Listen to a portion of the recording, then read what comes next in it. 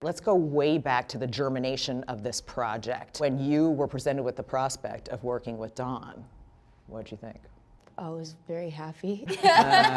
And I honestly was like, oh, I don't know if he would do this. I feel like, I don't know, he's on, I can't look at him now, I feel very strange. But he's on like my Mount Rushmore of actors, so I was shocked that he even said yes, and I was like, yeah, right? Like, we're saying other names, but like, we're not really, right? Like, it's please. And then when we did the first sort of reading and workshop with each other, it just was like, immediately. Kind of instant. It was cool. Yeah, it felt great. I've been a fan of Ios for a long time too, and as soon as, like she said, as soon as we were in the same room together, felt like we'd known each other a long time.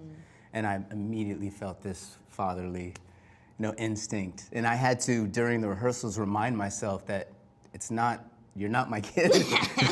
That we have to actually serve this text, and I can't, I have to become Robert and not be Don, and how Don wants to be with Io. Robert has to now be with Catherine, and what does that mean, and where does that meet, and all of that. But it was an instant, like, not on just that level, but a respect and a peer level, and someone who I know takes the work seriously, and I knew that we were going to be in a dynamic where we were going to push each other and protect each other, and everything that I think the play requires. I felt like I had a great partner for that. Even in those like in-between stages when we knew that it was going to happen but we didn't know when, like you would text me and be like, I've been looking at this thing, or look at this line, and that was really encouraging to me as well, to be like, right, yeah, like this is how deep I want to go. And sometimes I feel like you can work with people and you're like, oh, okay, like we're not maybe interested in the same things. Yeah. And it was really, heartening and exciting to know, I don't know, that's how deep you were going to go. It was, like I said, it was a kindred spirit right off the bat. And an immediate also just like there was no like, we didn't feel like we had to be polite with each other. We just like went right to it, like, I think this, let's look at this, let's talk about that. It's like, oh, we're already like peer level scene partners, let's go. That's great when you don't have to get through the niceties Yeah. first. Yeah. You're just in. We just went in. So do you have a father-daughter relationship off stage? I do check up and see what time she's going to bed. And when she's texting too late, I'm like, hey, we do have a show tomorrow. Yeah, you actually do that. Okay, and then also I feel like I do that for you. You definitely do. I'm like, maybe you want to put a coat on now. Like, maybe you should wear a hat right now, for sure. Yeah, I feel like you and also less my dad, more my mom, but probably send me the same number of like Instagram reels also a week. I guess it's very daddy. Like, okay, cool. Another Instagram from Don. I like them though. Okay. About like what? What Instagram reels? They're actually, a lot of them are math. A lot of math. A lot of them are math, yeah. That figures. Yeah. That makes sense. I think it's interesting that David's been able to be in the room with you. I mean, I think about you do Shakespeare. Clearly that dude's not in the room with you, right? What's it like to have him there with you?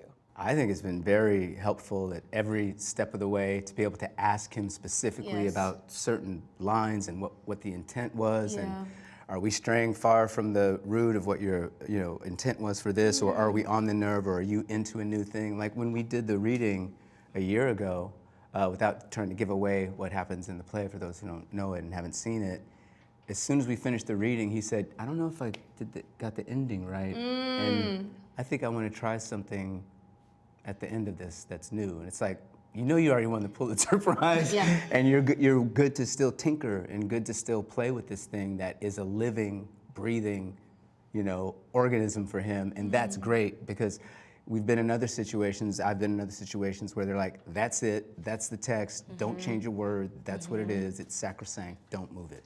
And he's like, no, I want you guys to own it. So even people who are familiar with the play are seeing kind of a whole new play. Stuff, some new stuff, yeah. He also said that he wanted to push you to create something new. And I think about the visual of pushing you. Are there times when you feel like you're pushed to fall over? Is that part of the process? I mean, yeah, honestly. I think it's like the idea, a teacher once said this to me and I think about it a lot. I think we think similarly in this way, but like, I would rather fail spectacularly than like succeed with nothing. You know, like some middling. Yeah, and I think so much of this process for me, I think because with TV and film, a lot of it can feel quite result oriented. You have to finish X shot by this amount of day, and we need you to stand here and be here, and because of, you know, the way that we shot this thing, even though it comes after in the scene, you know, And we now shot you it gotta before, so we back have to into match this, it, and yeah. da-da-da-da-da. And with this, it really has just been about process and about pushing and about trying, and that, that freedom it's like, it was kind of confronting and a little bit terrifying, but that was what is so and continues to be so exciting and special about it. I think we all get to like push each other, and I think these characters, I think definitely both Catherine and Robert really feel all of their feelings very fully.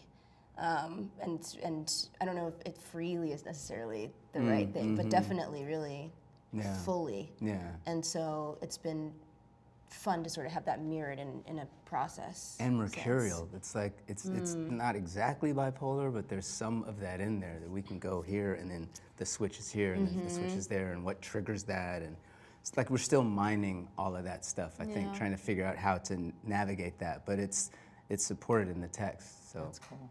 And it's cool that you're still, like the play, it's a living thing, and each Absolutely. night Yeah. it's going to change. Yes. That's part of the excitement. 100. Yeah. The play is obviously a lot about what you take from your parents, what you give to your parents. And I'm curious if you've thought about your own parents differently.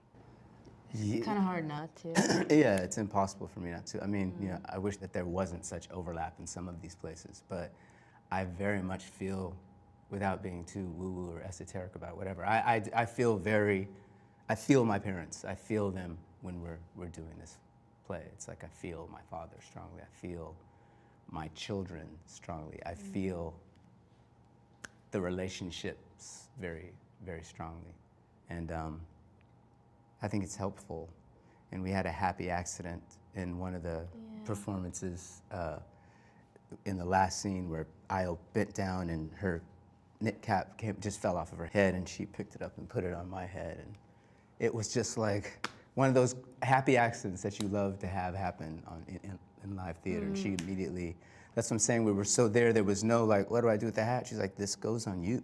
And it was great.